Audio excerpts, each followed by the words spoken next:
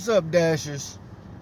I'm in Middletown, Delaware, delivering a McDonald's order. Rate a mile and some change down the street. It's a pretty good order for $6 and some. Nah, I think it's just $6. And I promised you I was gonna get the intro right one of these days. Um, but with that being said, I'd like to say good morning first and foremost, and thank you to God for allowing me to be able to make all this possible. Um, I wanted to add a little bit more structure to my videos from now on out, or here on out. You know what I meant.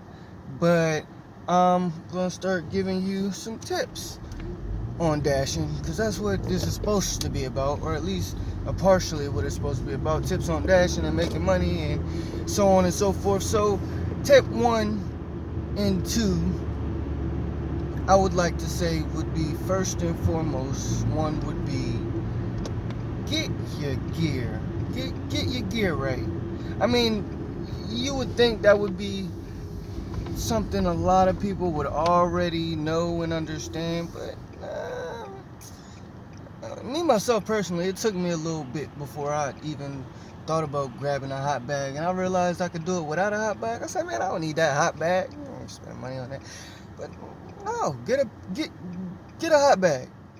Get a hot bag. That's number one. People want to see, people order DoorDash in that type of stuff to see a hot bag, for real, for real. They want to see that their food is staying hot along this ride, because 9 times out of 10, if they go get it and take it home, it's not going to be hot by the time they get home. They don't want the same thing ordering it. Get a hot bag. So that's tip 1. Tip 2 would be and I know this would be kind of ironic because of the main name DoorDash, but the second tip would be take your time. Take your time. Don't rush. Don't speed. Don't try to have too much on your plate at one time when you're going through and you're doing stuff on your app, or you're picking up for a person. Stuff can be easily forgotten. Stuff can be easily overlooked. Take your time. And not just on that fact of the matter, but there's no reason to really speed. That'll be tip 3, which is along with take your time. Don't speed.